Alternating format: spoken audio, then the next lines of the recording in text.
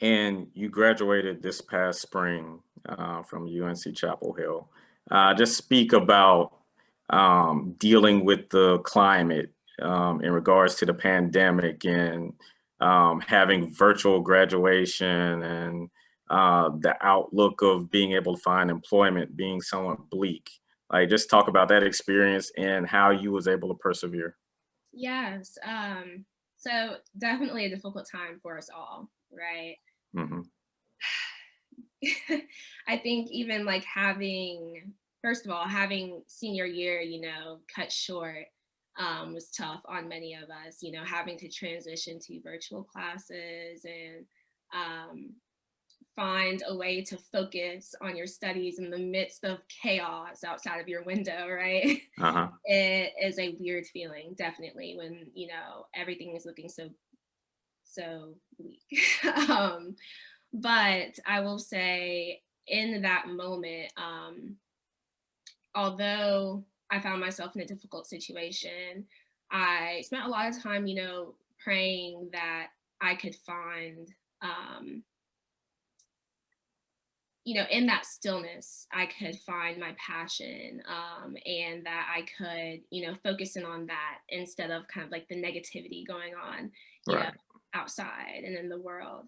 And so I just found myself kind of sitting still and asking God, lead me, guide me, because at the time, the job market wasn't looking great.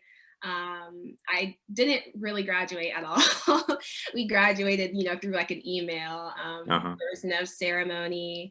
And so there was no, peaceful really transition to adulthood, kind of. It Right. was kind of, they just threw us out there.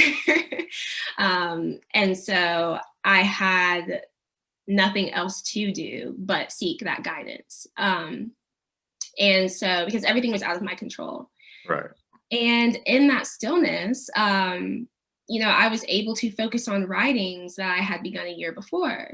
In 2019, I had begun writing children's stories about Black themed topics. So, kind of just encouraging Black children that they could do anything, or encouraging Black children to love their hair, things of that matter. So I'd begun focusing on those, but like I mentioned a little bit earlier, there was so much racial injustice and division going on outside our community. I wanted to be an actor in that. I wanted to be a voice for change.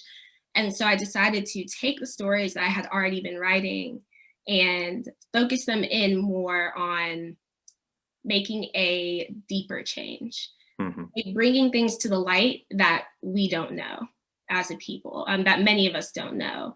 Um, and so it actually helped me navigate, the chaos that I was living. It helped me kind of focus on a mission and a purpose, right? To bring a positive effect into our communities, when we were experiencing so much hatred and we were experiencing so much violence and misfortune.